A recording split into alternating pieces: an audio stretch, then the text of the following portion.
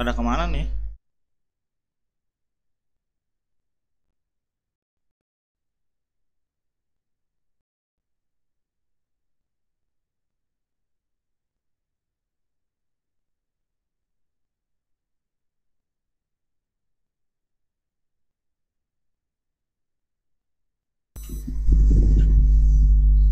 Udah yuk, kita sambil mulai aja sambil menunggu teman-teman yang lain lah.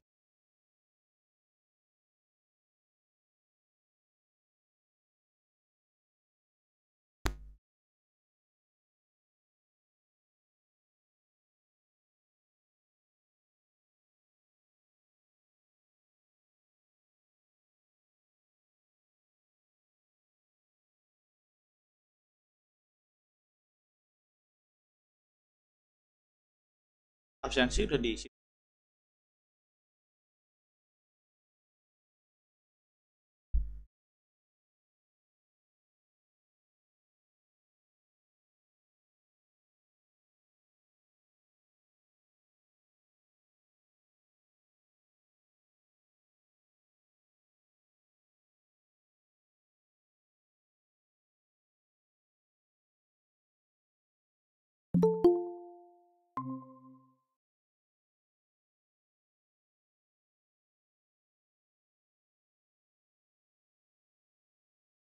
Sudah diaktifkan video callnya. Kita segera mulai ya.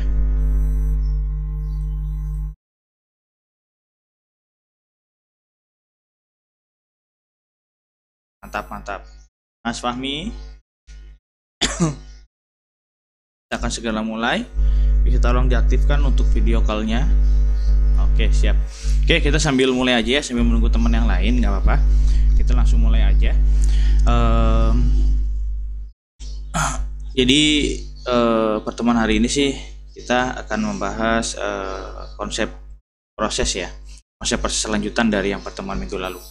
Cuman sebelum kita mulai, mari sama-sama kita berdoa ya, sama-sama kita berdoa untuk mengawali langkah di pagi hari ini ya, sifatnya belajar, karena belajar dan menuntut ilmu itu merupakan amalan yang terbaik.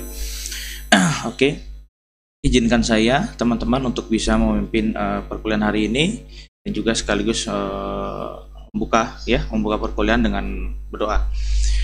Berdoa menggunakan tata cara agama Muslim. Jika teman-teman ada yang di luar agama Muslim atau sama dengan non Muslim, bisa diikuti dengan tata cara berdoa menurut ajaran dan kepercayaannya. Berdoa, kita mulai.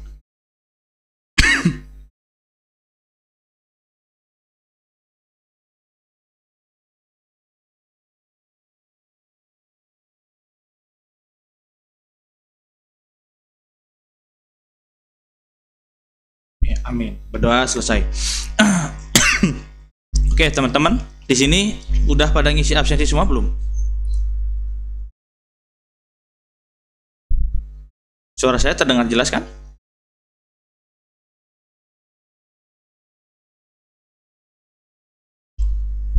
Mas Didin berbicara nggak ada suaranya, nggak masuk loh Mas.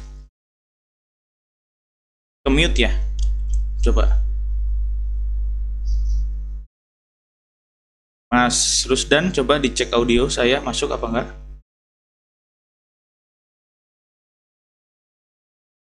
Nggak tampil, nggak kedengaran saya.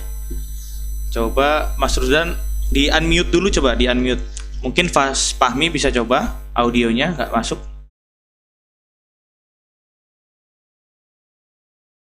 Nggak masuk sama sekali. Mas Rusdan coba unmute-nya dihilangkan dulu. Nah, coba oke. Oh, nggak ada ya. Bentar, apakah ada yang salah dengan audioku? Ini harusnya masuk. Audio benar. Coba bisukan dulu semuanya.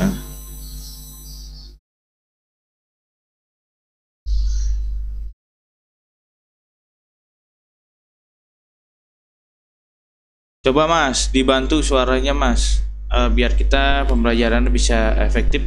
Ini saya nggak bisa dengar sama sekali suara teman-teman. Apa mau kita close dulu ya? Masuk lagi. Takutnya Google Meet-nya error atau jaringan saya yang error. Coba kita close dulu ya. Nanti kita masuk lagi, join lagi.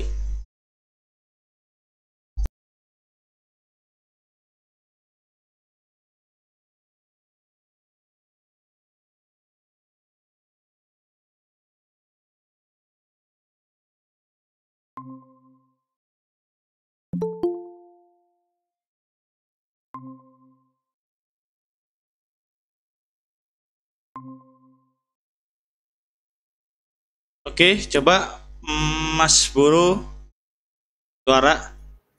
Halo Pak. Cek. Oke, Didin masuk. Mas Rusdan? Halo. Masuk. Nah, berarti tadi gimitnya tuh error. Ya. Ini teman-teman yang lainnya udah diinfokan, Mas Bur? Sudah, Pak. Udah. Belum bangun ya. Ya nggak apa-apa deh, kita sambil lanjut aja ya. Mungkin Mas Fahmi lagi delay untuk masuk ke Google Meet-nya. Sepertinya ini server Google Meet mungkin lagi penuh hari ini. Oke. Kita masuk aja ya ke materi nih biar kita nggak terlalu lama juga. Biar kita bisa langsung belajar ya. Untuk minggu depan berarti minggu tenang ya? Sebelum UTS. Nah, kebetulan ada materi kita yang satu ya, masih waiting list. Mungkin besok kita minggu depan tetap masuk ya. Jadi sambil minggu teman-teman sambil mengisi mata kuliah yang pengganti ya. Ada kan sistem operasi pengganti di pertemuan keberapa itu? Ke-4 kalau nggak salah. Tapi nanti saya cek lagi untuk beberapa mata kuliah agar semuanya bisa penuh ya. 7, pokoknya sebelum UTS itu 7 kali pertemuan harus full. Jangan lupa juga absensi diisi akad dan juga di Google Form agar saya bisa compare.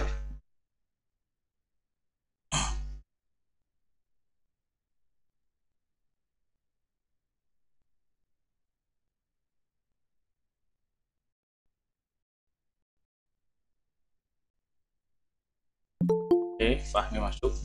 Ya, kita mulai aja.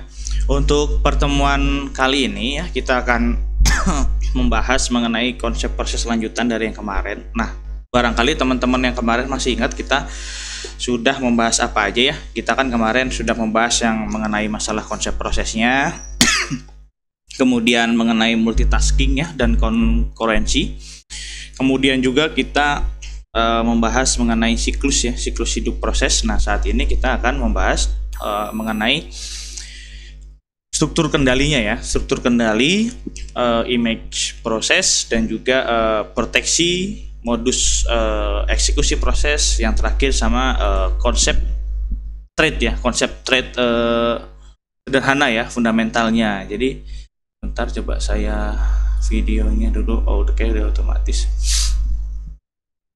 Nah, jadi untuk perkuliahan hari ini kita membahas 3 nih teman-teman ya. Kita akan membahas 3 submenu ya. Oke. Kemudian teman-teman pernah mendengar mengenai struktur kendali nggak dalam SO gitu ya. Nah, jadi kalau misalnya teman-teman pernah mendengar ya SO, struktur kendalinya itu sebenarnya dia konsepnya seperti ini ya. Jadi ini ada gambar struktur kendali yang dimana ada memori, IO device, file dan juga proses ya ketika di dalam SO. Kemudian di dalam memori itu ada tabel-tabel memori ya, seperti yang sudah dijelaskan sebelumnya gitu. Ada tabel-tabel memori, kemudian juga ada tabel peralatan ya di IO device itu ya. Kemudian ada tabel-tabel file di manajemen file tentunya. Nah, kemudian ada proses yang dimana proses itu ada proses 0 dan 1 ya. Proses 0 itu citra proses dan juga 1 itu juga termasuk citra proses ya. Kemudian ada proses N yaitu citra proses juga. Nah, jadi gini, agar si SO ini ya dapat melakukan alokasi sumber daya ya. Agar si SO ini dapat melakukan alokasi sumber daya untuk setiap proses, tentunya dalam hal ini SO itu harus memiliki informasi dulu nih ya, informasi mengenai status setiap prosesnya. Nah, untuk status setiap proses kan kemarin kita sudah sempat bahas ya di siklus hidup proses ya. Jadi siklus hidup proses itu jadi ada beberapa ya yang kita bahas di sana. Nah, jadi sebelum SO bisa mengendalikan maka SO harus tahu dulu informasi status kan, dari mulai statusnya pembuatan status, kemudian ready ya, kemudian ataupun running ataupun waiting gitu kan, ataupun eksekusi ya, ataupun terminate ya. Jadi dari setiap status itu SO harus tahu dulu. Nah, kemudian sumber daya yang sedang diakses juga SO juga harus tahu. Jadi sisi lain SO harus tahu prosesnya, kemudian SO pun juga harus tahu sumber daya yang dipakai dalam hal ini untuk pengalokasian ya. Nah, step SO itu harus mengetahui ya seluruh sumber daya, mulai dari memori, penggunaan memori, terus penggunaan alokasi device input ya, penggunaan file berkas, kemudian juga yang sedang diakses oleh masing-masing proses. Nah, kemudian ada istilah ya virtual memory nih dalam kasus apa? Dalam tabel memori ya. Jadi di dalam memori ini kan tadi ada tabel memori. Kemudian tabel memori itu sebenarnya apa ya? Gitu kan. Tabel memori itu digunakan untuk mencatat alokasi memori nih teman-teman. Mencatat alokasi memori utama atau bisa disebut dengan main memory atau memori utama. Kemudian dan juga memori virtual ya atau virtual memory. Nah, serta atribut proteksi terhadap memori utama dan juga memori virtual ya, serta menyediakan informasi apapun yang diperlukan untuk mengatur memori dalam virtual. Nah, jadi gini, memori virtual itu menempati ruang pada memori sekunder ya, bisa disebut seperti disk ya, disk sebagai perluasan ekstensi dari memori utama. Jadi di dalam sebuah komputer itu kan teman-teman pasti mengetahui ya ada yang namanya memori utama. Nah, memori utama itu biasanya dia disebutnya dengan main memory, yang dimana main memory itu dia hampir menjadi satu ya dengan prosesornya ya. Nah, untuk memori tambahannya itu kan kita bisa dikenal dengan sebagai istilah RAM ya. Nah, RAM itu kan sebenarnya memori eksternal yang dipasangkan di dalam motherboard ya, seperti itu. Nah, tetapi dalam konsep SO ini dia juga memiliki memori utama ya, di dalam si kernel itu dia memiliki memori utama dan juga ada virtual memory. Nah, dalam hal ini ketika tabel memori itu sedang berjalan, jadi semua catatan yang mengenai alokasi pembagian ya, alokasi pembagian dari memori utama terus memori virtual itu semua dicatat di tabel memori teman-teman. Jadi bukannya tabel yang berbeda. Nah, kemudian SO pun juga perlu mengetahui ya status operasi dari input outputnya ya, dan juga lokasi penyalinan serta pembacaan data di memori utama ya, baik sebagai lokasi tujuan ataupun lokasi asalnya nih, lokasi asalnya dari semua informasi yang dicatat itu oleh file ya, dicatat oleh file dan berkas gitu ya. Nah, itu dipisahkan dari setiap tabel-tabel teman-teman. Jadi mulai dari informasi tabel yang menginformasikan mengenai perangkat input ataupun output ya, di dalam sebuah SO ataupun sistem komputer, itu semua dicatat dalam tabel input output.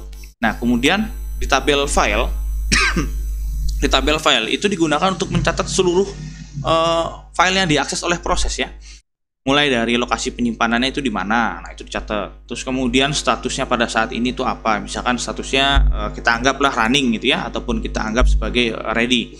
Itu kita catat. Kemudian hak aksesnya apakah hak aksesnya itu dia model user atau model root gitu ya, yang bisa diakses ini misalkan diberikan hanya sebagai pengguna saja yang boleh mengakses ini, itu juga dicatat. Kemudian atribut-atribut yang berkaitan dengan berkas lainnya itu juga semua dicatat di dalam tabel file gitu ya. Jadi untuk pemberian ataupun setiap aktivitas ya itu pasti akan selalu dicatat di tabel yang berbeda. Nah, kemudian ada tabel proses ya, atau tabel proses ini digunakan untuk mencatat sebuah informasi nih teman-teman mengenai status dari setiap proses ya. Dari setiap proses pasti dicatat dalam tabel proses.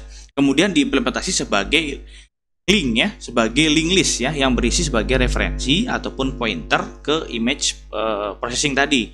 Kemudian lalu dialokasikan ke dalam memori utama dari si proses itu sendiri. Nah, jadi informasi status dari seluruh proses-proses yang akan digunakan SO untuk melakukan penjadwalan eksekusi proses itu masuk di dalam tabel proses teman-teman. Jadi dalam hal untuk mengimplementasikan dan juga untuk mencatat seluruh informasi yang berkaitan dengan proses semua dicatat di tabel proses. Kemudian ada istilah image proses ya. Image proses itu bukan pengolahan gambar ya, bukan seperti itu. Jadi lebih ke arah alokasi memori utama untuk eksekusi suatu proses ya. Jadi dari total keseluruhan alokasi ya yang sudah dialokasikan ke dalam memori utama untuk dieksekusi dalam suatu proses, yaitu di image prosesnya. Kemudian apa sih hitungan yang dilakukan oleh si image proses itu? Jadi image proses itu tergantung dari mekanisme manajemen memori yang akan digunakannya. Jadi mereka ketergantungan ya. Contoh kasusnya ketika proses image itu dialokasikan sebagai sebuah blok ya, sebuah blok-blok yang secara berurutan ya. Nah, kemudian CSO itu ya ataupun modus itu sebenarnya mode ya, bisa dibilang modus itu mode. Jadi modus itu proses image yang disimpan dalam kumpulan memori dalam suatu blok ya, yang letaknya tidak harus berurutan. Jadi ketika dalam suatu image processing itu ada contoh ya, ada contoh ketika penggunaan ataupun proses dari si image processing itu, mulai dari lokasinya dia tergantung ya yang diberikan sesuai dengan mekanisme dari manajemen memorinya sendiri, dia dialokasikan di lokasi apa, di mana gitu ya. Nah, kemudian dalam proses image itu dialokasikan dalam sebuah blok ya, jadi dia itu dibikin blok-blok gitu ya. Kalau misalnya di apa ya, bukan blok-blok, mungkin kalau sekarang itu bahasanya apa ya, teman-teman mungkin pernah melihat suatu video ataupun suatu bahasa yang dimana dalam proses prosesor gitu ya, di dalamnya kan ada blok-blok kotak-kotak kecil ya itu ya, kayak model apa itu yang sekarang tuh, coba kalau misalnya teman-teman pernah melihat suatu proses video dari Apple yang terbaru tuh, M-Chip M1 Pro gitu kan, di situ kan suka ada ya grafik gambar yang menyatakan dalam satu prosesor tuh banyak blok-blok gitu ya. Nah, jadi itu hampir kaitannya secara visualnya ke sana gitu ya. Jadi dalam image processing itu dia dibuat suatu blok-blok yang bisa berurutan ataupun letaknya tidak berurutan. Jadi dia bebas tapi saling keterkaitan sesuai dengan pembagian dari manajemen memori itu sendiri. Nah, ukuran blok memori itu dapat bervariasi teman-teman. Jadi kalau misalkan yang bervariasi itu disebutnya dengan segmentasi ya, dengan sistem segmentasi. Kemudian kalau misalnya dengan ukuran yang sama, bentuknya ukuran sama, itu berarti sistem halaman disebutnya. Kemudian ataupun kombinasinya dari kedua antara sistem halaman dan juga segmentasi itu disebut dengan sistem hybrid ya. Jadi dalam image processing itu ada beberapa istilah ya. Nah, kemudian di dalam image processing itu terdapat elemen nih teman-teman. Jadi elemennya juga ada 4 ya. Sebenarnya banyak sih ya, tapi kita bisa lihat 4 sebenarnya. Jadi mulai dari data pengguna, terus juga ada kode program, ada sistem stack, dan juga ada PCB. Jadi elemen proses itu dia lebih kental dengan 3 ya,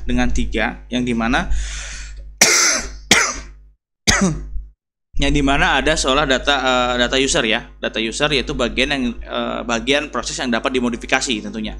Kemudian di dalam itu juga ada data program yang tujuan juga sama seperti awal tadi. Jadi si bagian dari beberapa instruksi program itu dapat dimodifikasi. Nah, itu terletak pada user data, bukan user program. Kemudian kalau user program itu menyimpan kode instruksi yang dapat dieksekusi nih. Bentar. Oke, sudah masuk. Jadi kalau untuk user program tadi ya, user program itu menyimpan kode instruksi program yang akan dieksekusi. Jadi ketika suatu instruksi program itu akan dieksekusi, maka dia termasuk dalam image processing ya, image processing. Nah, itu masuknya di dalam kategori user program teman-teman. Jadi bisa dikatakan seperti itu. Kemudian dalam hal system stack ya, atau user stack gitu, user stack. Jadi user stack itu apa gitu ya. Nah, user stack itu setiap proses yang memiliki ini ya, setiap proses yang memiliki satu atau lebih dari stack. Kemudian sistem stack itu bisa dibilang struktur data yang bekerja berdasarkan prinsip ya, berdasarkan prinsip LIFO. Sebenarnya sih bukan LIFO, tetapi kalau misalkan dalam konsep manajemen itu biasanya sering disebut dengan FIFO ya, first in first out. Nah, cuman kalau dalam SO ya, kalau dalam SO itu LIFO, jadi last in first out. Jadi yang apa namanya, yang terakhir masuk ya, yang terakhir masuk kemudian duluan keluarnya. Jadi urutannya itu kalau sistem stack itu dia berbalik ya dengan konsep FIFO ya, first in first out, tapi dia last in first out, masuknya terakhir ya, terakhir masuk kemudian keluarnya duluan ya.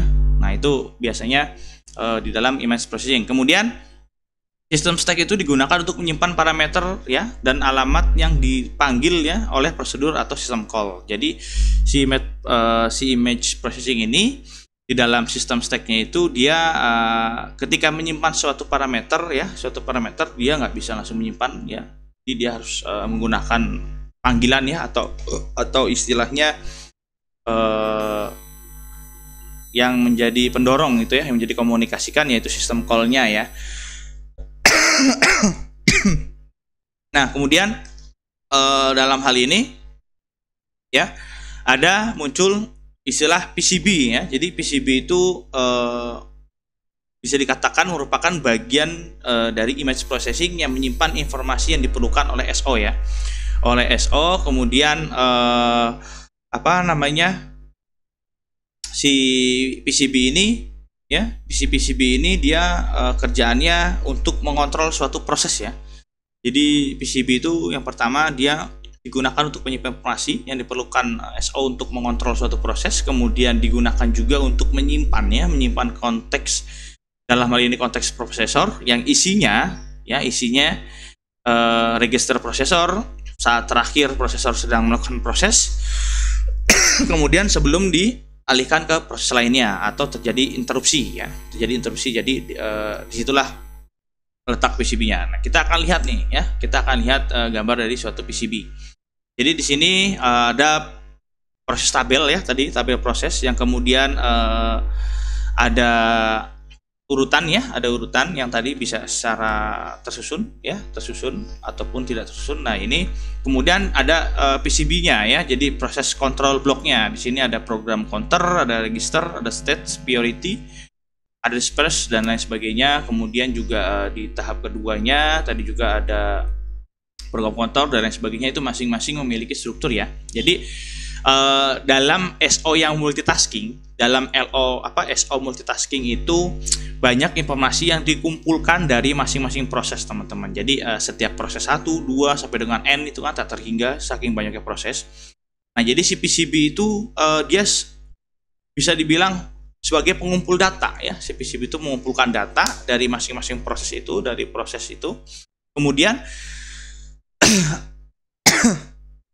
kemudian si proses itu ya diberikan ke dalam SO-nya agar dilakukan pengaturan yang dilakukan secara baik ataupun tersusun. Nah, informasi hal ini ya terletak dalam sebuah PCB. Jadi kalau mungkin teman-teman mendengar istilah dari konsep elektro ya, jadi PCB itu merupakan peran penting juga di dalam elektronika ya, di dalam elektronik khususnya.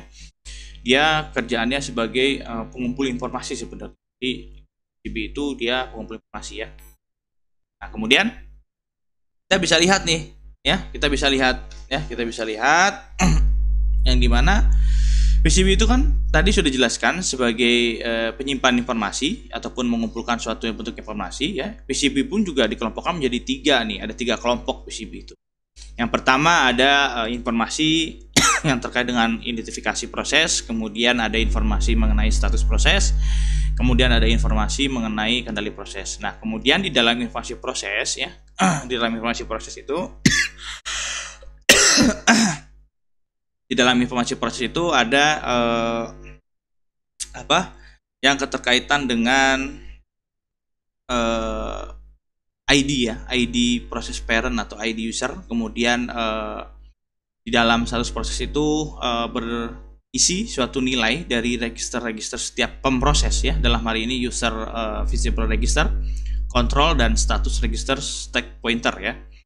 Nah, kemudian di informasi kendali ya, informasi kendali proses itu ada yang berisi mengenai yang diperlukan oleh SO untuk mengendalikan serta melakukan koordinasi ataupun komunikasi ya dalam beragam proses ya, dalam beragam proses yang aktif. Nah, di situ yang dilakukan koordinasi itu ada namanya scheduling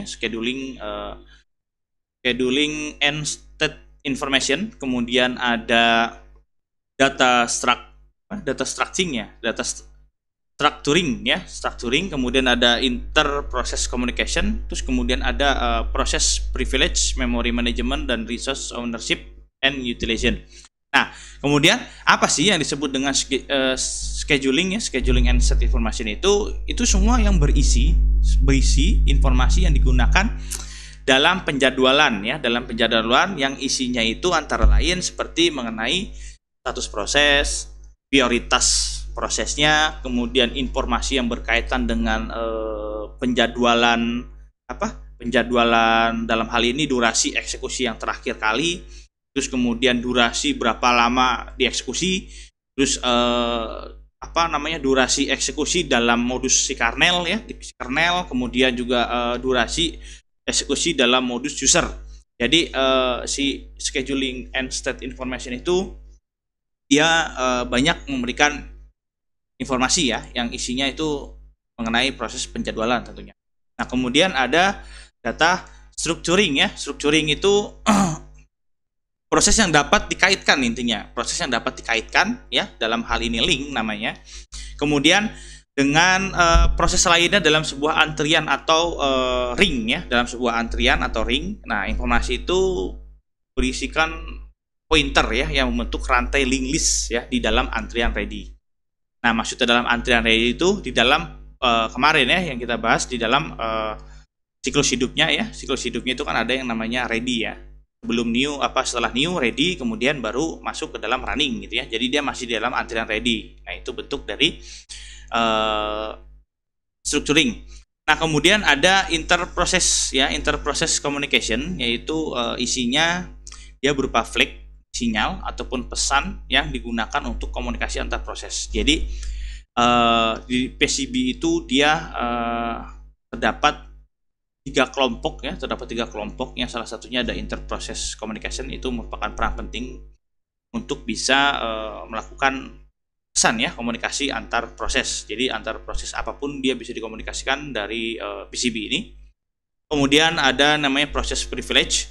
Nah, proses privilege itu yang dimana proses ini itu memberikan kewenangan proses atas memori dan tipe instruksi. Jadi dia sifatnya sebagai pemimpin ya, bisa dibilang seperti itu, pemimpin yang akan memberikan kewenangan terhadap suatu proses ya, apakah di atas memori ataupun dalam tipe instruksinya. Kemudian ada yang namanya memory management. Nah, memory management itu bisa dibilang nih sebagai pointer ke label segmen ya, ataupun ke label halaman dari memori maya yang tadi ya sudah kita sebutkan di awal dalam di dalam proses ya, di dalam proses berkas tabel ya. Nah, itu ada yang namanya ada yang namanya pointer label segmen ya, ataupun halaman tadi. Kemudian ada resource ownership ya, dan juga utilization, itu yang berisi seluruh sejarah ya. Jadi seluruh sejarah itu dalam arti seluruh log ya, log. Dalam hal ini log yang berisi mengenai penggunaan sumber daya tentunya, penggunaan sumber daya yang digunakan. Jadi dalam resource ownership itu bukan isinya sejarah, tapi lebih ke arah log ya. Bahasa sejarah itu dalam hal ini log. Nah, kemudian kita bisa lebarkan kembali mengenai proses stage ya, yang isinya berisi status proses ya, status proses yang tadi sudah disebutkan, ada new, running, waiting, ready, dan juga terminate. Kemudian ada program counter yang berisi mengenai alamat instruksi yang digunakan untuk proses selanjutnya. Kemudian ada CPU register ya, CPU register itu yang berisi mengenai register-register CPU apa saja yang akan digunakan. Kemudian CPU scheduling information yang berisi penjadwalan proses ya beserta algoritmanya. Nah, di sini muncul lagi manajemen memory management information ya, yang berisi tentang berapa jumlah memori yang digunakan ya, limit register, dan juga tabel, segmen, dan sebagainya. Jadi ini dilebarkan lagi, diluaskan kembali. Kemudian di input output status manajemennya juga ada yang berisi mengenai perangkat apa saja yang digunakan oleh si proses. Kemudian ada accounting information keluar yang berisi mengenai data statistik ya, data statistik oleh proses dalam mengeksekusi berbagai hal, mulai dari waktu yang diperlukan ya, mulai dari jumlah yang proses dijalankan, kemudian alokasi memorinya berapa banyak yang digunakan, kemudian yang terhenti berapa banyak, itu di dalam accounting ya. Jadi accounting tidak hanya berkaitan dengan uang ya. Jadi Mas Didin ingat, kalau mendengar kata accounting jangan uang-uang aja, terlebih juga Mas Umar nih yang selalu mata hijau ketika mendengar kata istilah uang ya. Nah, di dalam PCB itu juga ada operasinya ya, operasi dalam melakukan proses itu ada banyak. Cuman kita di sini fokuskan 3 ya, di creation the process, kemudian ada destruction process, kemudian ada delay. Jadi dalam penciptaan suatu proses ya, dan juga penghapusan suatu proses, dan juga penundaan ya, penundaan suatu proses. Jadi dalam melakukan operasi si prosesnya ya, itu ada banyak ya. Ada resumming ya, ada changing the priority, kemudian ada block the process, ada working up, kemudian ada scheduling ya, atau allow the process to communication with another process. Nah, kemudian kita akan masuk ke penciptaan prosesnya nih teman-teman. Di penciptaan proses itu bisa disebut sebagai aktivitas ya, aktivitas yang pertama dia mengidentifikasi proses, yaitu memberikan proses ID ya. Kemudian menyisipkan proses pada sebuah tabel proses, itu kerjaannya. Kemudian menentukan prioritas awal sebagai proses, menciptakan ke PCB, kemudian mengalokasikan sumber daya awal bagi si proses. Nah, kejadian ini dapat menyebabkan penciptaan proses ya, sebagai tanggapan atas pemberian suatu kerja pada lingkungan batch. Kemudian pada lingkungan yang interaktif ya, ketika pemakai baru berusaha login, kemudian sebagai tanggapan permintaan aplikasi, dan juga sebagai proses yang menciptakan proses lain. Nah, jadi dari aktivitasnya dia akan menimbulkan suatu bentuk kejadian ya, suatu bentuk kejadian dari penciptaan proses tersebut. Dan kita masuk ke penundaan, teman-teman. Jadi penundaan ini bisa dibilang sebagai suspension ya. Suspension itu sering dilakukan oleh sistem yang memindahkan proses-proses tertentu ke hard disk ya, guna untuk mereduksi beban sistem saat situasi beban puncak. Nah, jadi si hard disk ini kan kalau kita tahu hanya sebagai media penyimpanan saja, benar nggak? Nah, tetapi dalam proses SO dan juga hal ini dalam proses struktur kendalinya, di dalam hal ini pun juga masuk di dalam bagian image processing ya. Image processing itu si hard disk itu juga dia sebagai mereduksi beban sistem. Ketika sistem sedang padatnya bekerja, proses dengan padatnya bekerja, dia sedikit terbantu dengan adanya hard disk. Jadi kalaupun misalkan komputer teman-teman coba teman-teman lihat ya perbedaan antara penggunaan hard disk dan juga SSD ya, di solid state storage gitu kalau nggak salah itu SSD. Nah, pasti akan berbeda mengenai kinerjanya, dan itu pun juga akan bersinggungan dengan hal ini ke dalam penundaan proses, teman-teman. Jadi ketika teman-teman menggunakan komputer yang sifatnya sudah menggunakan SD, maka dalam hal multitasking tentunya itu akan sangat didukung, akan sangat menunjang lah, akan sangat lebih cepat dalam penggunaan alokasi prosesnya. Ya, kemudian proses yang ditunda atau suspend proses itu tidak dapat berlanjut sampai proses lain memerintahkan untuk dilanjutkan. Nah, kemudian pentingnya menunda dan menjalankan proses itu jika kinerja sistem sedang buruk tentunya, dan kemudian berpeluang gagal, maka proses yang dikurangi penting disuspend agar kinerja meningkat. Setelah beban sistem menurun, proses akan disuspend dapat dilanjutkan. Jadi gini, coba teman-teman uji coba aja. Teman-teman sekarang kan lagi buka Google Meet, teman-teman buka Chrome, buka banyak tab, pasti berat.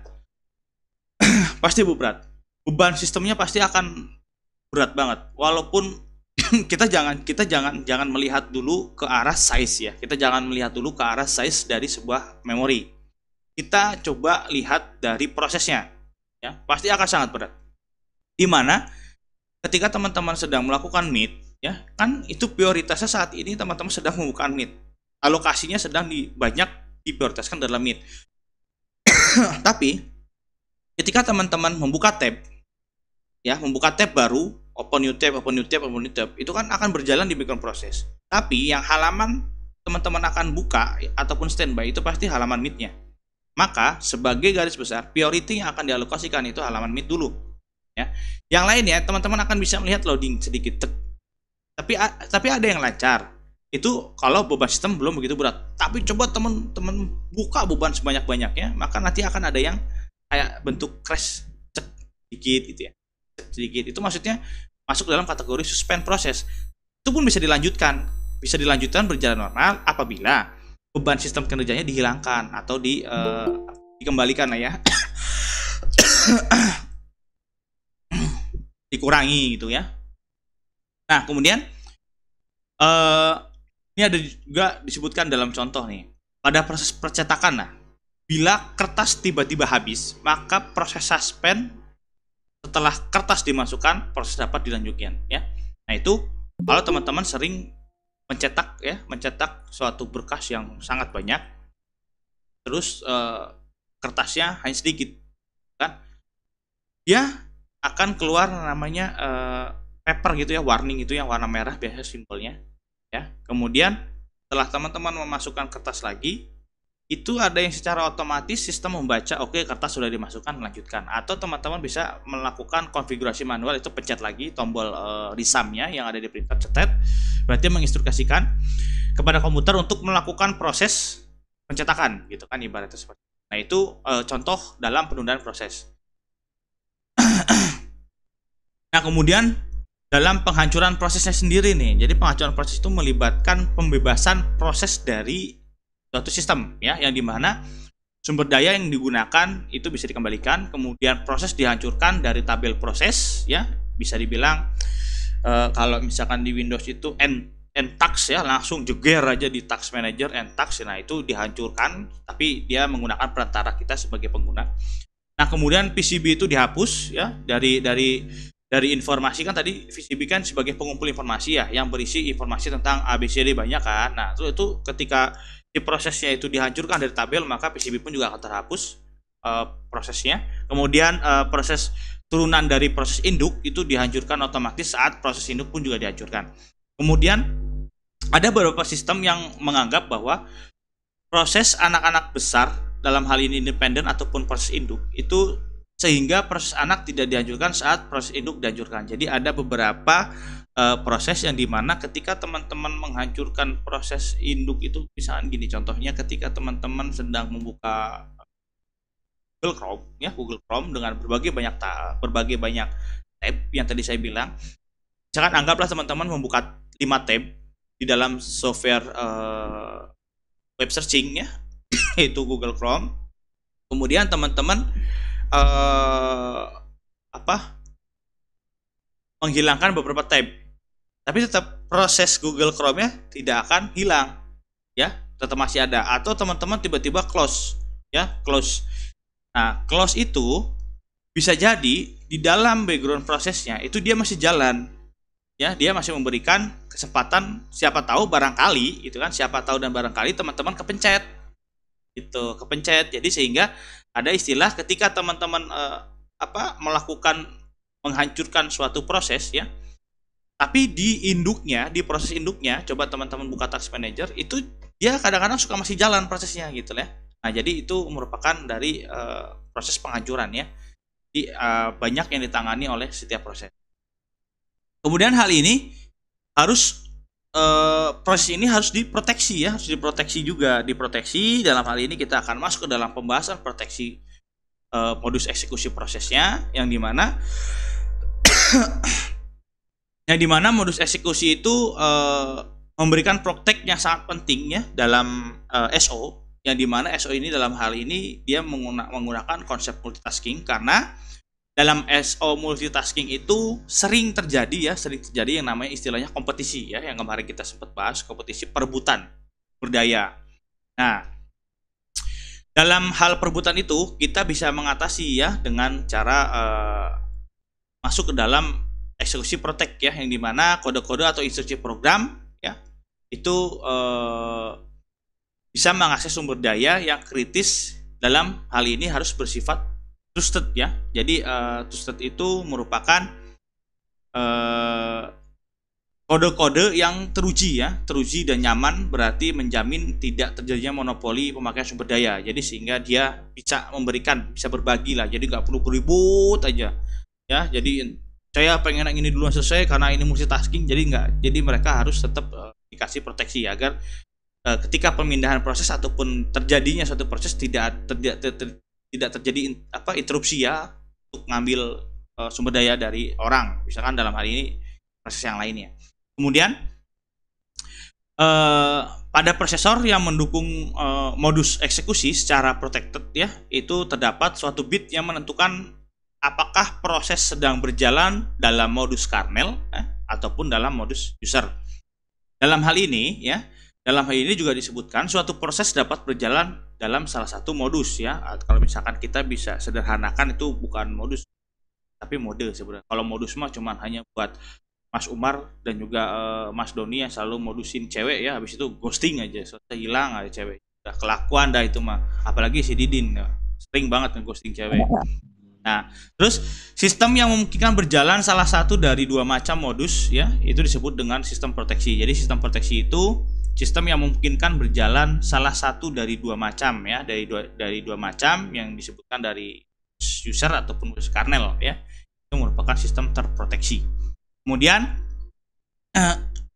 jika prosesor sedang berjalan dalam modus kernel ya, dalam hal ini dalam modus kernel itu semua kode instruksi yang dijalankan akan dianggap sebagai trusted. Jadi jika jenis instruksi yang didukung prosesor itu saya lupa, dieksekusi begitu saja gitu ya, maksudnya dia ya sudahlah gitu ya, karena memang sudah pada tempatnya dan juga sudah diuji ya di dalam di dalam modus user ataupun modus kernel, prosesor tinggal jalankan begitu saja tanpa harus melakukan pengecekan ya, kenapa gitu kan? Karena kalau misalnya dalam modus kernel itu semua kode instruksi itu akan dijalankan sesuai dengan apa yang diperintahkan. Itu dalam mode kernel. Tapi ketika dalam mode user, semua instruksi ataupun kode program itu harus dicek terlebih dahulu ya, dilihat juga jika dalam hal ini kode instruksi ataupun program yang diakses itu dideteksi oleh prosesor merupakan aksi yang terlarang, maka prosesor itu akan membangkitkan sinyal kesalahan ya kepada program untuk tidak mengeksekusinya gitu kan. Nah, hal ini bisa disebut dengan privilege ya, atau sesuatu hal dalam mode user yang tidak diizinkan untuk mengakses sesuatu hal yang dibatasi, dalam hal ini sifatnya terlarang. Nah, apa aja sih yang sering diakses oleh mode user dalam sifat terlarang itu, seperti pengaksesan piranti input output device ya, kemudian pengaksesan ke dalam memori utama. Biasanya ketika teman-teman menginstal sesuatu program ya dalam mode user, tentunya itu pasti ada beberapa program yang meminta jadi hak aksesnya root ya sebagai administrator. Nah, itu merupakan bentuk dari proteksi. Nah, kita bisa lihat beberapa contoh nih yang dimana contoh pertama itu memberikan statement kode instruksi program tidak diizinkan mengakses secara langsung, harus menggunakan instruksi program dengan memanggil rutin ataupun layanan dari SO. Nah, contoh analoginya dalam kehidupan manusia agar mudah dimengerti ialah selayaknya ketika teman-teman ya sebagai nasabah bank, kemudian teman-teman akan menyimpan uang ke dalam bank ya, teman-teman pasti akan menitipkan dulu kepada pegawai banknya, betul ya? Itu analogi pertama. Analogi keduanya dalam kehidupan, ketika teman-teman akan mengambil dana yang ada di bank, ya, teman-teman nggak bisa semata-mata datang ke bank lalu masuk ke dalam brankas, nggak bisa, yang ada ditembak mati, ceger, disangkanya maling, ya. Walaupun teman-teman kalau masih hidup, saya kan yang punya duit, saya masuk, nggak bisa, gitu kan? Dalam konsep proteksi ini, agar menjamin seluruh prosesnya itu aman dan nyaman, gitu ya. Dalam hal ini itu ketika teman-teman akan mengambil dana, bisa dibilang itu sumber daya ya, sumber daya teman-teman. Kemudian jika teman-teman jika teman-teman melakukan aktivitas ya, itu menggunakan program aplikasinya ya. Nah, kemudian ketika teman-teman mendapatkan dana yang diberikan oleh kasir ya, misalkan yang diberikan oleh CS ataupun teller. Nah, si CS teller itu bisa disebut sebagai rutin ataupun layanan SO ya, yang dalam hal ini bisa dipanggil oleh menggunakan sistem call tadi ya, menggunakan sistem call. Itu yang berhak. Jadi seperti yang candaan tadi, teman-teman dalam melakukan aktivitas menyimpan dan mengambil uang, walaupun teman-teman sebagai pemilik utama, dalam hal ini mungkin teman-teman sebagai user pengguna komputer gitu ya, teman-teman nggak bisa semata-mata langsung mengakses hal yang krusial ya. Jadi harus menggunakan program aplikasi, harus menggunakan perantara tentunya. Itu sebagai bentuk dari proteksi. Nah, proteksi itu dibagi menjadi dua, ada proteksi modus user atau mode user, dan juga ada mode kernel ya. Mode kernel itu bisa dibilang udah mode inti ya, mode inti dari SO, atau bisa dijabarkan lagi level lebarnya lagi sebagai administrator ya, administrator dari pengguna SO-nya. Nah, kita akan memasuki konsep sederhana mengenai thread nih, teman-teman. Jadi mungkin teman-teman pernah dengar ya, ketika teman-teman sedang mencari sebuah laptop, kemudian teman-teman mendengar beberapa istilah prosesor yang memiliki kapasitas misalkan 8 thread 4 core gitu ya, ataupun sebaliknya gitu ya. Nah, itu sebenarnya thread itu bisa dibilang dia sebagai pembagi ya, sebagai pengguna dan juga pembagi sebenarnya si thread itu. Apa sih gitu kan? Nah, kita akan masuk. Jadi konsep thread itu merupakan lingkungan yang memungkinkan terdapat lebih dari satu thread dalam sebuah proses tunggal. Ya, itu konsep sederhananya. Kemudian sebuah proses dapat memiliki karakteristik ya sebagai unit of resource ownership ya, atau unit of dispensing. Nah, dalam hal ini unit of resource ownership itu ya, itu bisa dibilang sebagai proses atau task ya, pekerjaan ya. Nah, kalau unit dispensing itu bisa disebut sebagai thread-nya ya. Nah, kemudian kita bisa lihat lagi proses yang memiliki karakter unit of resource ownership, yaitu akan mengabstraksi sebuah ruang dari alamat virtual ya untuk menyimpan suatu proses image ya dari waktu ke waktu yang diberikan oleh memori utama, ditambah ya kendali terhadap sumber daya lain seperti input output ya, kemudian device input outputnya, dan juga manajemen berkas ya atau pemberkasannya. Nah, proses yang memiliki karakter seperti unit of dispensing itu akan memiliki satu jalur eksekusi ya atau trace. Kemudian proses-proses proses-proses ini itu akan diprioritaskan untuk melakukan penjadwalan yang digunakan SO sebagai informasi yang melakukan penjadwalan kepada prosesornya. Nah, kemudian kedua karakter ini itu bisa disebut sebagai karakter independen ya, dapat dilakukan secara independen juga ya. Tetapi ya, si thread ini pun juga harus mampu dikontrol oleh SO, teman-teman. Walaupun dia sifat independen, dia bisa menjalankan sendiri, tapi tetap karena dia berperannya di dalam kernel pun juga dipenggerakkan dengan banyak sistem call ya, dan juga dia termasuk dari inti kernel yang berdiri di atas SO, dia juga harus bisa dikendalikan oleh sistem operasi. Nah, keuntungan dari thread ya, pertama peningkatan kinerja, yaitu waktu yang dibutuhkan untuk menciptakan thread jauh lebih kecil jika dibandingkan dengan menciptakan sebuah proses baru ya. Jika teman-teman gunakan prosesor misalkan dengan yang terbarukan ya, Intel terbarukan atau AMD terbarukan ya, pasti jumlah threadnya dan core-nya itu pasti akan lebih banyak. Pasti. Karena dalam hal ini untuk peningkatan kinerja ya, sebagai contoh kita tidak lari ke device, tapi kita coba analogikan dengan web server ya, yang dimana ketika teman-teman membuka suatu situs ya, anggap situsnya situs transaksi marketplace lah ya, situs marketplace yang dimana di situ ada komunikasi, fitur chatting, dan juga transaksi ya untuk melakukan apa namanya tracking ya, tracking transaksi baik dari pemberian kode bayar hingga selesai bayar dan juga hingga sampai tracking suatu produk barang gitu ya.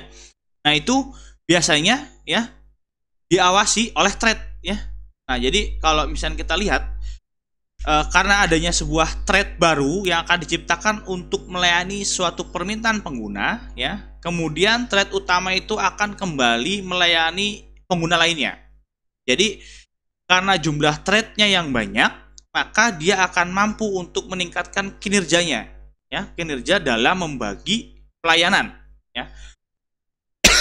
Nah kita bisa melihat pada slide ya, yang dimana ketika banyak thread yang diciptakan, maka juga akan banyak thread yang akan dihancurkan dalam periode waktu yang sangat singkat. Jadi ketika thread diciptakan, proses selesai dijalankan, maka dia harus langsung dihancurkan. Ya, konsepnya seperti itu. Agar apa? Agar jumlah thread ataupun kapasitas yang ada di dalam suatu prosesor itu bisa selalu optimal. Ya, konsepnya seperti itu. Nah, kemudian thread dalam proses yang sama berbagi pakai dengan memori dan berkas, thread juga dapat berkomunikasi satu sama lain tanpa melibatkan SO. Tadi karena dia sifatnya independen. Namun jadi ada pengecualian juga. Namun beberapa aksi yang ketika menggunakan thread dalam sebuah proses itu harus diatur bulat oleh SO. Ya.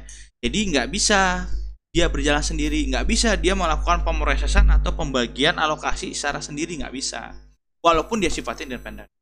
Kemudian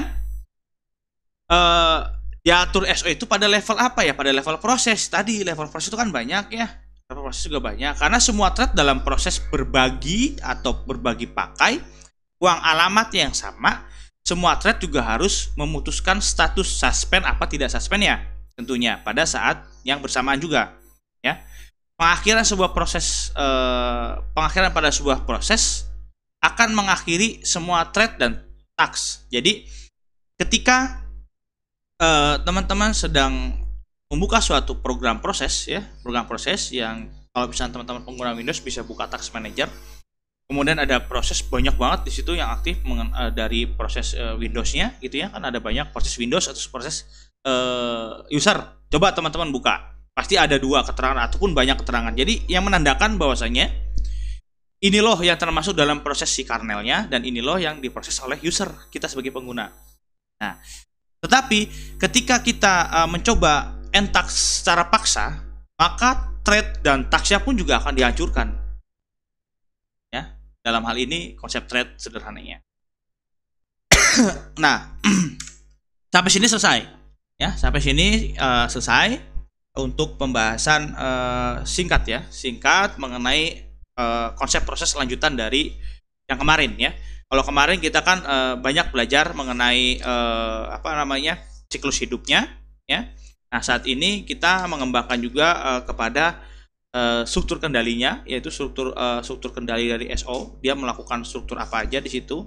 Jadi dalam hal ini kita sudah banyak menumpukan istilah ya teman-teman, istilah-istilah yang dimana kita bisa mengetahui dari konsep proses. Nah, selanjutnya dari konsep proses ini kita akan kembangkan menjadi manajemen prosesnya. Ya. Jadi di pertemuan selanjutnya kita akan bahas ya. Mudah-mudahan tidak ada halangan dan juga mudah-mudahan saya juga bisa mengembangkan beberapa materi dari sumber yang ada untuk kita bisa lebih memperdalam. Tapi tentunya sih dalam perkuliahan kurun waktu tertentu sudah sangat kurang ya untuk memperdalam berdasarkan pengalaman saya. Jadi baiknya itu teman-teman harus kalau mau gitu ya, kalau mau memperdalam mengenai SO, teman-teman bisa melakukan request kepada pihak kampus. Kalau saya pengen perdalam SO berarti saya harus mengulang materi SO gitu. Jangan dong, kalau ngulang kalian nggak lulus nanti ya. Itu jadi untuk memperdalam SO teman-teman bisa explore, kan juga nanti saya sertakan referensi bukunya, perasaan saya sertakan referensi deh. referensi buku yang dimana teman-teman bisa baca ya, bisa baca nanti. Itu saya ada bukunya dari linknya pernah saya.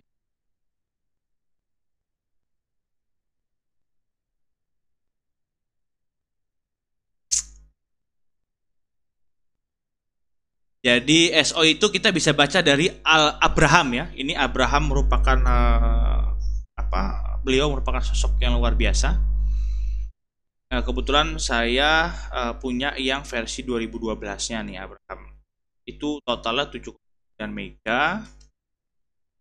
Bentar. Jadi di sini tuh Abraham itu akan apa ya? Buka. Jadi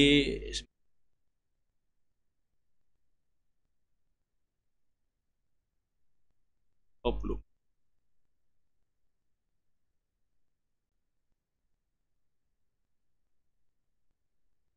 Oh, harus saya sebentar.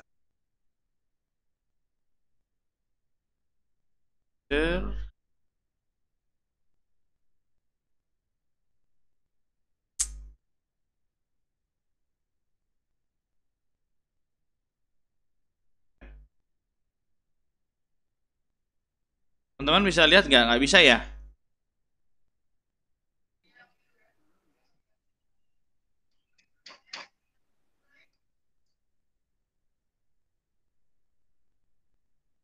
Di sini. Oh, begini saja.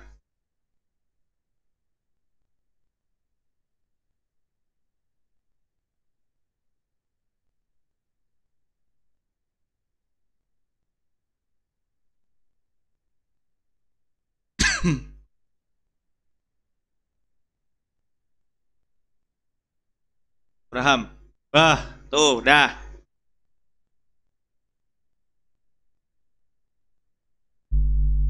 Dah kelihatan belum? Kelihatan, Pak. Nah, ini panduan saya ya, panduan saya ketika membuat materi ya, membuat materi. Ini merupakan sosok yang luar biasa ya. Ini saya sudah dapatkan yang edisi ke-9 nih teman. Saya mendapatkan edisi ke-9 yang dimana Abraham ini membahas secara detail banget ya, membahas secara detail. Jadi jadi kita sebenarnya kalau untuk membahas bicara masalah secara detail mungkin membutuhkan waktu yang luar biasa ya. Seperti saat ini kan kita masuk di dalam proses ya, proses dan juga thread. Jadi sebenarnya ini dua proses ini tuh ya harusnya 2 kali pertemuan ya. Jadi di dalam proses sendiri, di dalam threadnya sendiri gitu. Karena kita nggak bisa, karena kita pun juga harus itu dalam arti ini bisa dalam segi waktu dan lain sebagainya. Jadi di sini tuh ada 20 pertemuan ya. Jadi kalau teman-teman punya waktu ruang yang sangat banyak, kalau mau belajar, nanti bisa kita sama-sama bahas. Karena kebetulan kan kalau misalnya di UBK ini kan peraturan 16 kali ya, 16 kali pertemuan, tapi dipotong UTS UAS sehingga 14 kali. Jadi paling kita hanya bisa bahas nggak sampai sini, cuma nanti paling sampai sini. Protection pun juga sebenarnya dia bisa disakut-sakutan dengan yang lain sebagainya gitu. Tetapi saya akan coba untuk modifikasi chapter ini. Saya akan ambil yang poin-poin pentingnya sebagai pengetahuan umum ya, pengetahuan dasar agar kenapa? Agar teman-teman seenggaknya bisa mendengar beberapa istilah-istilah dalam SO ya, konsep-konsep SO-nya. Itu nanti kita akan bahas teman-teman. Kalau kemarin kan kita sudah bahas mengenai introduction-nya, kemudian dari strukturnya kita juga sudah bahas, kemudian dari prosesnya juga saat ini baru selesai termasuk dengan thread ya, tapi threadnya pun juga belum sempurna ya kita selesai, hanya banyak yang saya penggal ya, dalam arti beberapa penggal. Besok kita masuk ke dalam manajemen prosesnya, tapi dalam hal ini proses sinkronasi ya, sinkronasi proses.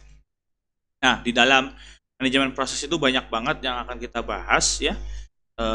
Kalau nggak salah saya ini halaman berapa? Daftar.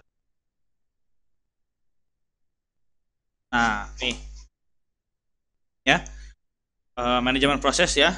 proses udah kita bahas, terus di thread-nya juga kita bahas ya. Ini ada thread library juga tadi saya penggal ya, multi-core programming-nya. Jadi ada beberapa bahasan yang saya ambil dan saya hilangkan ya teman-teman.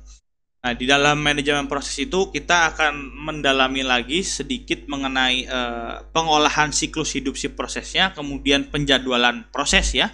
Penjadwalan proses kita akan sedikit mendalami. Kemudian ada komunikasi antar prosesnya ya. Di dalam hal ini komunikasi, kemudian sinkronisasi prosesnya, kemudian ada masalah klasik dari konkurensi ya. Nah, terus juga ada memory management nih. Jadi kan tadi kita baru mengulas beberapa sedikit ya mengenai istilah memory management. Di sini banyak. Jadi gini, seharusnya ketika kita belajar SO, teman-teman harus instalasi Linux harusnya. Karena harusnya ya.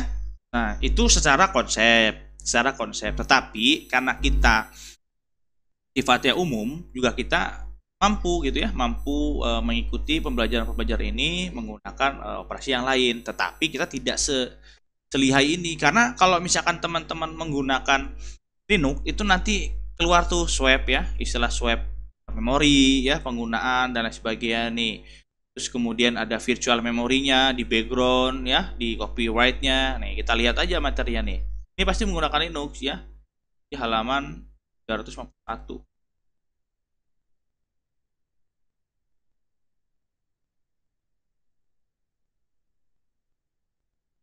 Tuh kan, sinkronin in Linux ya. Nggak ada sinkronin on Windows ya. Oh ada nih, cuman gambar doang. Kalau di Linux kita bisa belajar ya, bisa tahu prosesnya gitu ya. Dalam sinkron. Wow. Nah, jadi inilah yang menjadi panduan saya ya, seperti kayak kemarin kan deadlock ya, kita bahas juga deadlock. Nah, ini ada metode untuk mengatasi deadlocknya. Jadi dibahas secara detail lagi gitu ya. Dibahas secara detail gimana cara mengatasinya, memperbaikinya, apa dan sebagainya. Jadi 5W1H-nya komplit lah. Nah, ini nanti coba saya share, barangkali teman-teman mau baca sebagai acuan. Tapi saya juga masih cari yang referensi terbarukan ya. Cuman ini biasanya referensi ini tuh digunakan di beberapa kampus besar ya, pengalaman saya. Itu teman-teman.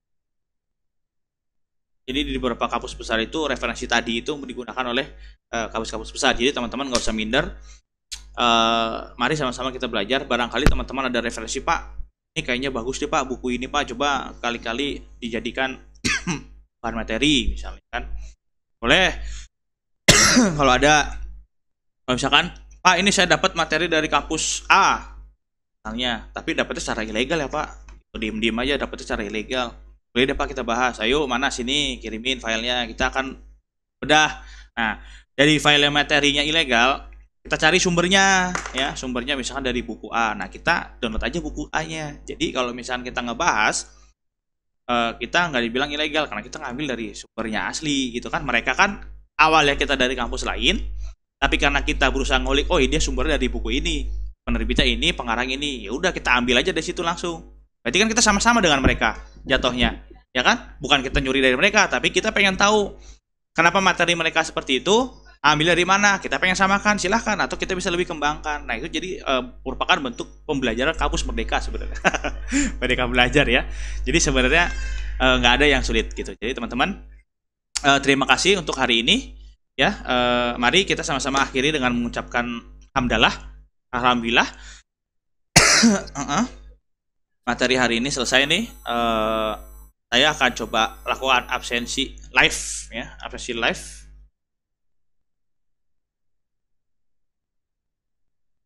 Bisa tolong dihubungi teman-temannya, tadi ada yang keluar, apa udah pada masuk lagi semuanya? Udah masuk semua Pak. Udah ya.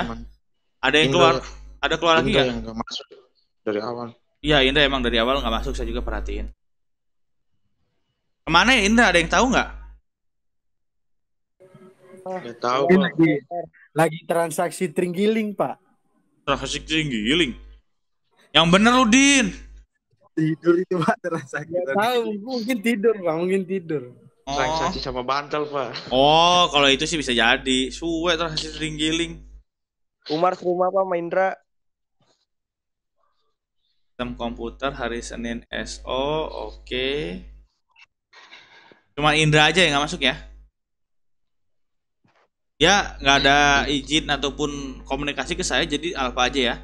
Oke, terima kasih kepada teman-teman yang udah berkenan bertemu dengan saya hari ini secara tatap muka online ya. Mudah-mudahan apa yang saya sampaikan sudah dipahami, teman-teman mudah dicerna, dan teman-teman bisa mengembangkan dan memperdalam. Dan juga jangan lupa nanti kita koreksi, ada beberapa mata kuliah, kalau nggak salah, saya ingat saya, nanti saya coba cek lagi. Yang mata kuliah saya itu ada yang satu kalau nggak salah itu kita lewat ya. Jadi mesti diisi di minggu tenang, karena besok itu kan harusnya minggu tenang. Iya. Ya besok minggu besok depan itu udah minggu tenang harusnya. Minggu kuliah pengganti Pak, minggu besok. Habis Iya. itu minggu tenang. Loh, bukannya besok minggu tenang ya? Langsung ya? Bukan, ada kuliah pengganti dulu, kuliah pengganti dulu. Di kalender akademik kan ada. Berapa kali coy? UTST Tapi tanggal 15. Sekarang tanggal 25. Oh iya, besok kuliah pengganti dulu baru minggu tenang. UTS tanggal 15 kan? Iya Pak. Sudah, berarti kuliah pengganti bisa dilakukan besok, minggu tenang nanti insya Allah saya akan bantu untuk siapkan kisi-kisi ya. Saya akan bantu untuk siapkan tesnya, dan juga saya masih terus koordinasi nih dengan prodi, karena ini kan istilahnya kerjaan baru saya secara institusional ya. Secara institusi saya akan koordinasi, biasanya di kampus UBK kita. Kalau untuk UTS itu dia menggunakan soal seperti apa jenisnya. Mungkin teman-teman sudah pernah ngalamin ya dari semester 1. Biasanya kalau UTS itu PG atau esai sih? Esai Pak. Hah? Esai. Esai Pak. Kalau Esai. PG mah enak banget Pak. Asli. Benar. Siapa tahu Bapak mau kasih PG Pak? Nggak apa-apa. Sebenarnya gini, saya tuh lebih cenderung PG sebenarnya, enakan PG ya. Ya udah Pak, itu aja enggak Ya apa-apa, Pak. karena gini. Kalau untuk UTS sebenarnya kan hanya untuk mengukur tingkat kemampuan pemahaman teman-teman dari pertemuan ke-1 sama pertemuan ke-7. Benar nggak? Nah, sebenarnya sih yang krusial itu sebenarnya di UAS sebenarnya kan kalau menurut saya. Jadi UTS itu harusnya bisa dibuat PG harusnya ya. Jadi tanpa harus kita esai sebenarnya. Tapi nanti kita akan koordinasi nih ke prodi tentunya. Prodi kan semua mekanisme perkuliahan kan diatur prodi ya kalau untuk kita ya, untuk kita. Tapi kalau prodi kan diatur juga oleh fakultas. Jadi makanya saya akan koordinasi. Sebenarnya saya cuma pengen tuh soalnya itu PG lalu jawabannya cuma true and false doang. Udah. Gak usah ABC-nya, gak usah banyak-banyak. Saya cuma pengen true and false. Cuman ya balik lagi karena ini kan dapur kita bersama, rumah kita bersama, maka kita harus ikuti yang sudah berjalan gitu. Saya nggak bisa melakukan interupsi di luar jalur kan, demi kenyamanan juga demi kebersamaan ya antara teman-teman dan saya, misalnya karena adanya saya dengan konsep baru dalam segi pembelajaran, lalu saya menggunakan hal-hal yang di luar peraturan sekolah kan juga nggak baik. Makanya saya koordinasikan. Cuman kalau saya sih lebih cenderung mengikuti tes-tes pada sebenarnya kampus yang besar ya, yang menurut saya teman-teman lain sebagainya, menurut pengalaman saya itu luar biasa dalam pembelajarannya. Contohnya kampus-kampus luar negeri pun juga seperti itu. Jadi sedikit dalam hal esai. Kalaupun esai cuma hanya 3 soal, tapi memang luar biasa ya jawabannya gitu kan. Nah, kalaupun PG biasanya cuman true and false aja, nggak lebih. Jadi teman-teman akan banyak dijebak oleh mudahnya jawaban, cuman hanya 2 kata kunci, true and false, udah. Tapi disitulah pemahaman kita benar-benar diuji dalam setiap pembacaan suatu kalimat soal kan gitu. Sebenarnya sana poin pentingnya, tapi ya sudah, nanti saya akan koordinasikan kepada pimpinan tercinta kita di fakultas prodi tentunya. Mudah-mudahan usulan saya bisa disetujui gitu ya. Tapi kalau misalnya nggak disetujui ya saya mohon maaf nih teman-teman, berarti saya masih belum bisa membuat satu hal yang baru. Jadi yang barunya paling hanya dalam metode pembelajaran saja, dalam metode untuk mengukur suatu tingkat pemahaman ataupun kemampuan, saya masih bisa mengikuti yang lama. Tapi mudah-mudahan teman-teman semua bisa berkenan ya mengikuti podcast saya sampai dengan selesai. Kalaupun misalkan memang ada kritik dan saran, nanti disampaikan saja di akhir sesi perkuliahan nanti setelah UAS ya, karena biasanya kalau tidak salah saya melihat di SIAKAD itu nanti ada survei ya, ada survei di SIAKAD itu kalau nggak salah ada survei yang dimana mengisi survei tentang saya mungkin ya, tapi saya juga masih belum bisa mengakses ke sana karena masih ditutup, cuman ada judulnya doang saya bisa baca gitu, tapi nggak tahu itu kan teman-teman yang sudah 5 semester di UBK gimana. Oke, saya tutup perkuliahan hari ini. Bila taufik wal hidayah. Wassalamualaikum warahmatullahi wabarakatuh. Waalaikumsalam. Warahmatullahi wabarakatuh.